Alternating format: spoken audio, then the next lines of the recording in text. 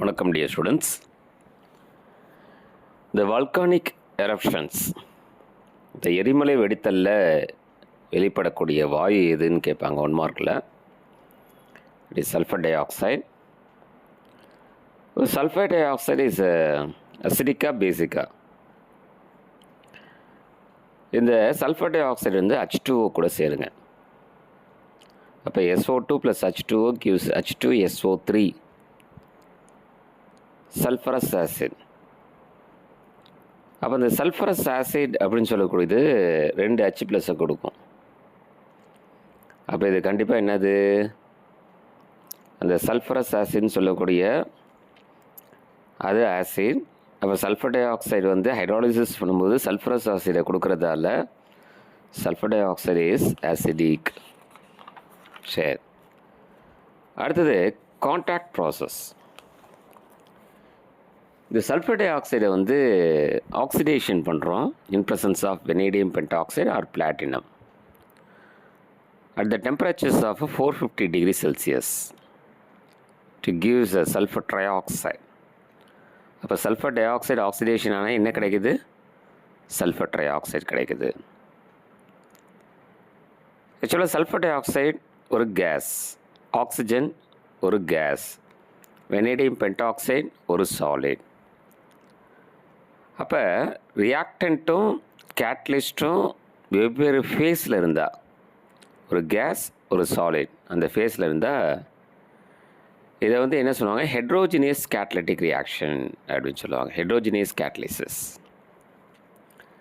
இதே எல்லாமே ஒரே ஃபேஸில் இருந்தது, ரியாக்டண்ட்டும் கேட்டலிஸ்ட்டும் ஒரே ஃபேஸில், கேஸ்னால் கேஸ், சாலிட்னா சாலிட் அப்படி இருந்தது அப்படின்னா ஹோமோஜினியஸ் கேட்டலிசிஸ் அப்படின்னு சொல்லுவாங்க. சரி, அப்போ கான்டாக்ட் ப்ராசஸ் அப்படிங்கிறது ஹெட்ரோஜினியஸ் கேட்டலிசிஸ். அப்போ கான்டாக்ட் ப்ராசஸ் அப்படிங்கிறது நமக்கு அண்டர்ஸ்டாண்ட் ஆகுது இல்லையா? அதாவது sulphur di oxide plus oxygen gives sulphur trioxide. இந்த மெத்தட் எதுக்கு யூஸ் ஆகுது அப்படின்னா சல்ஃபியூரிக் ஆசிட் ப்ரிப்பரேஷனுக்கு யூஸ் ஆகுது.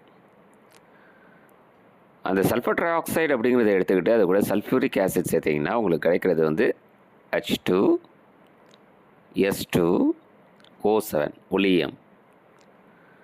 அதை ஹைட்ராலிசிஸ் பண்ணிங்கன்னா உங்களுக்கு concentrate sulphuric acid to H2SO4 அப்படிங்கிறது கிடைக்கும். அப்போ கான்டாக்ட் ப்ராசஸ் அப்படிங்கிறது பார்த்தீங்கன்னா to prepare sulfuric acid from sulfur trioxide gas. A sulfur trioxide gas is from the sulfur dioxide gas. The formation of sulfur trioxide from sulfur dioxide by the oxidation in presence of vanadium pentoxide and heating to form the sulfur trioxide. This reaction is known as a contact process. அடுத்து பார்த்தீங்கன்னா இந்த sulphur tie ஆக்சைடுக்கு ஒரு bleaching action இருக்கும். ஆனால் அது ஒரு temporary தான். ஒரு கலர்டு காம்பவுண்டை கலர்லெஸ்ஸாக மாற்றும். இப்போ ஃபார் எக்ஸாம்பிள் ஒரு பஞ்சு, காட்டன், இந்த ட்ரெஸ்ஸஸ் இதெல்லாம் இருக்குது அப்படின்னா சல்ஃபர் டை ஆக்சைடு கேஸை ஃபஸ்ட்டு வந்து அந்த கலரை வந்து கலர்லெஸ்ஸாக மாற்றக்கூடிய திறமை யாருக்கு இருக்குன்னா சல்ஃபர் டை ஆக்சைடு கேஸுக்கு இருக்குது. அதுதான் ப்ளீச்சிங் ஆக்ஷன் அப்படின்னு சொல்லுவோம். ஆனால் இது ஒரு டெம்பரவரி தான். மறுபடியும் ரீஆக்சிடைஸ் ஆகி கலர் அப்படிங்கிறது ப்ரொடியூஸ் ஆகும் இன் ப்ரெசன்ஸ் ஆஃப் ஏரில்.